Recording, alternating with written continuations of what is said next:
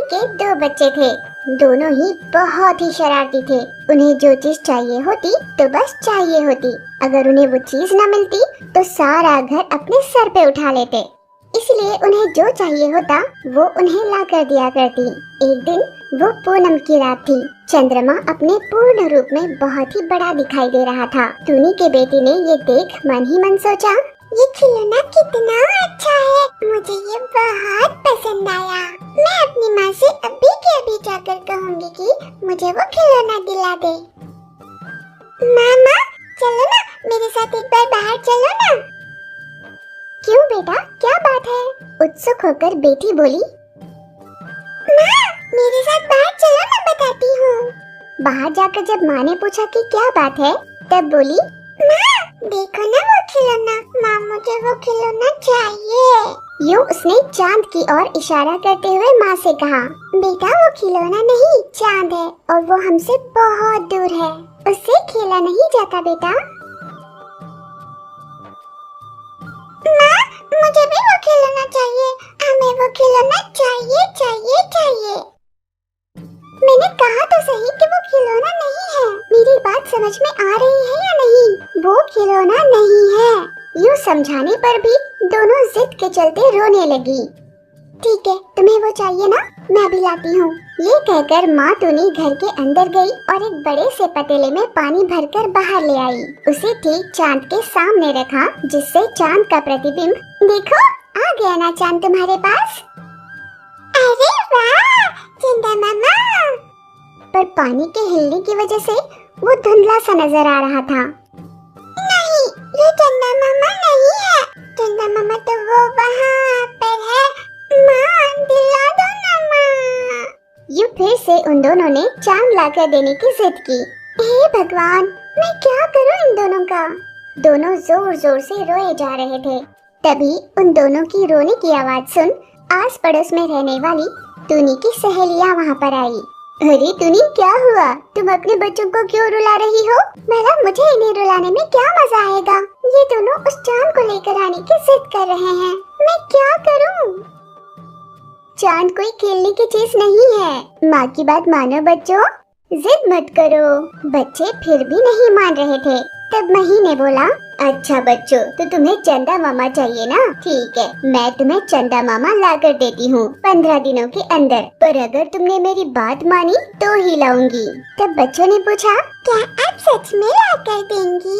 तब मही ने उनसे वादा किया कि हाँ वो ला कर देगी। तब जाकर बच्चों ने जिद छोड़ी। फिर माँ की बात मानकर उन दोनों ने दाना चुगा।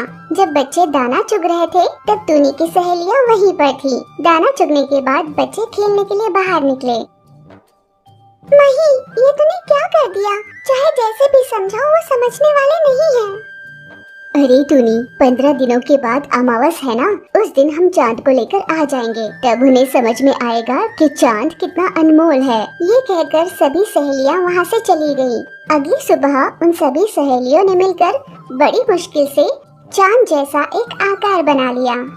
दोस्तों, तुम सब मेरे बच्चों के लिए कितनी मेहनत कर रहे हो। अरे टूनी, इसमें तुम्हारे बच्चे हमारे बच्चे क्या है? हम सब एक परिवार जैसे ही तो हैं। अगर जरूरत के समय एक दूसरे के काम न आए तो क्या फायदा? और वैसे भी हम तुम्हारे बच्चों की जिद अच्छे से जानते हैं। हाँ दोस्तों, देखो ना। यूं ही सभी सहेलियाँ बात करने लगी। दिन बीत रहे थे। हर दिन बच्चे टूनी से चंदा मामा के बारे में पूछा करते। मही मासी ने कहा है ना 15 दिनों बाद लेकर आएंगी। अभी कितने दिन बचे हैं? हाँ, 5 दिन। आसमान में चंदा मामा कहीं दिखाई नहीं दे रहे थे। मही और बाकी सहेलियों ने मिलकर बनाया हुआ चांद मही अपने कंधे पर लेकर उनके पास आई। अंधेरा होने की वजह से मही उन्हें नजर नहीं आ रही थी। देखो ना, बड़ा चंदा मामा आए हैं, आओ ना माँ। फिर टूनी घर से बाहर निकली और एक बड़ी सी रस्सी उस चंदा मामा की ओर उसने फेंक दिया।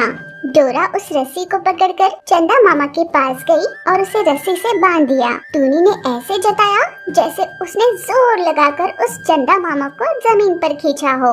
बच्चे बहुत खुश होकर चंदा मामा के साथ खूब खेलने लगे। अगली सुबह टूनी की सभी सहेलियां घर आई। पर चंदा मामा को ज्यादा दिन अपने पास रखा तो अपना घर ढह जाएगा, हम कहीं नहीं रह पाएंगे। इसीलिए जल्द से जल्द चंदा मामा को उनके घर वापस भेजना होगा। बस थोड़ी देर और खेलेंगे ना, उसके बाद दे देंगे। इस पर सभी सहेलियों ने हाँ में सर हिलाया। ठीक पूनम की रात उन सभी ने उस चंदा मामा को पानी में छोड़ दिया। बच्चों ने सबसे पूछा, क्या रात के समय चंदा मामा आसमान में नजर आएंगे? सभी सहेलियों ने कहा कि हाँ जरूर दिखाई देंगे। फिर दोनों बच्चे खुश होकर खेलने के लिए बाहर निकले। टूनी की सहेलियाँ उस रात फिर से घर आई। बच्चों ने आसमान में चांद को देखकर कहा, वही चंदा मामा जिसे हमने छोड़ दिया था कल। वैसे हमारे पास से ज्यादा तो वो दूर से ही सुंदर लगता है। इस तरह माँ टूनी ने अपनी सहेलियों की मदद से अपने बच्चों को खुश किया। यही तो माँ का प्यार होता है ना। माएँ अपने बच्चों के लिए कुछ भी करने को तैयार रहती है।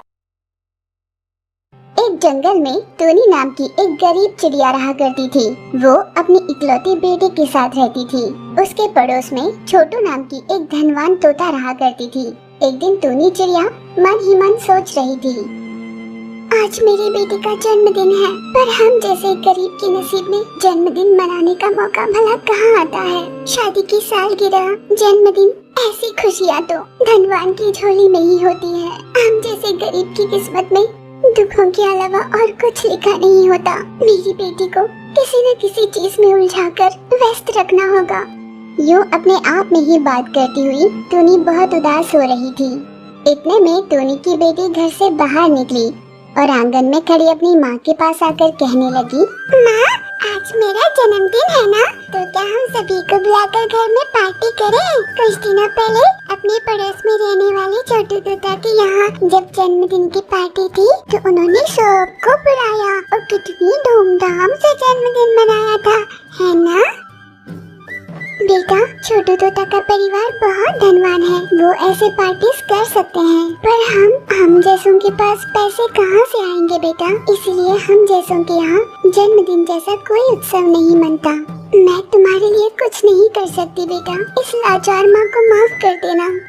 माँ की बातें सुन बेटी के चेहरे पर उदासी छा गई। अपनी बेटी को उदास देखकर टूनी ने कहा, बेटा, पर तुम्हें उदास होने की कोई जरूरत नहीं, चलो हम किसी नई जगह सैर करके आते हैं। माँ की बात बेटी ने मान ली। फिर माँ बेटी दोनों मिलकर जंगल भर में उड़ते हुए नई और रमणीय जगह का आनंद उठा रहे थे। यूँ सैर के दौरान कि एक पेड़ से चीचू कौवा उल्टा लटकी हुई थी। वो बुरी तरह से फंस चुकी थी और उड़ नहीं पा रही थी, इस कारण फड़फड़ा रही थी। टूनी ये देख तुरंत अपनी बेटी को लिए चीचू कौवा के पास चली गई।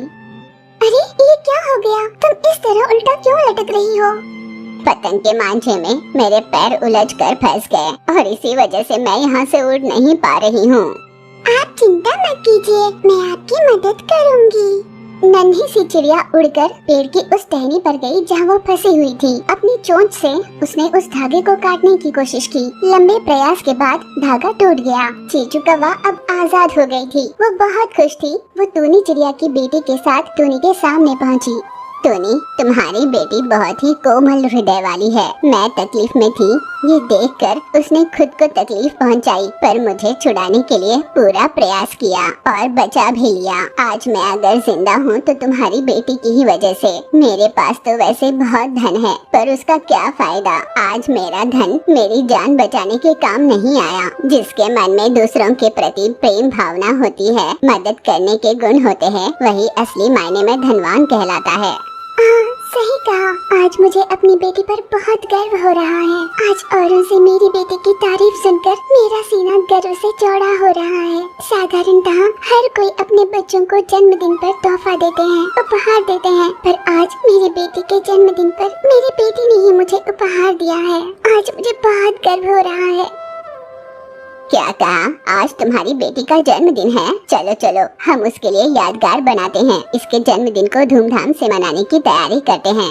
फिर वे सभी घर पहुँचे। चीचू कौवा ने जन्मदिन की सारी तैयारियां कर ली। फूल गुब्बारों से उस परिसर को सजा दिया। जंगल में रहने वाली बाकी पक्षियों को उस पार्टी में आने का न्योता दिया गया। चीचू कौवा टूनी की बेटी के लिए एक बर्थडे कैप भी लेकर आई। टूनी की बेटी ने केक कटिंग की और उस पार्टी में आए सभी पक्षियों को केक खिलाया। वहाँ पर आई सभी पक्षी टूनी की बेटी के जन्मदिन के बारे में बात कर रहे थे।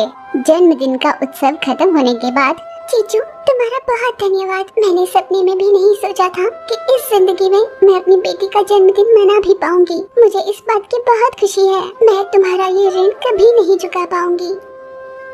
टूनी, ये तुम कैसी बातें कर रही हो? तुम्हारी बेटी ने मेरी जान बचाई है। इस 1 बरस की बात नहीं, मैं जब तक जिंदा रहूंगी तुम्हारी बेटी का जन्मदिन हर साल यूं ही मनाऊंगी। इस तरह चीचू कौवा और टूनी चिड़िया के बीच बहुत अच्छी दोस्ती हो गई। बहुत कम समय में उन दोनों में बहुत अच्छा रिश्ता बन गया। टूनी चिड़िया की बेटी को जिस भी चीज की जरूरत पड़ती, चीचू उसका ख्याल रखा करती। चीचू कौवा टूनी की बेटी को अपनी खुद की बेटी की तरह ही प्यार किया करती। चीचू टूनी की बेटी को पढ़ाने भी लगी।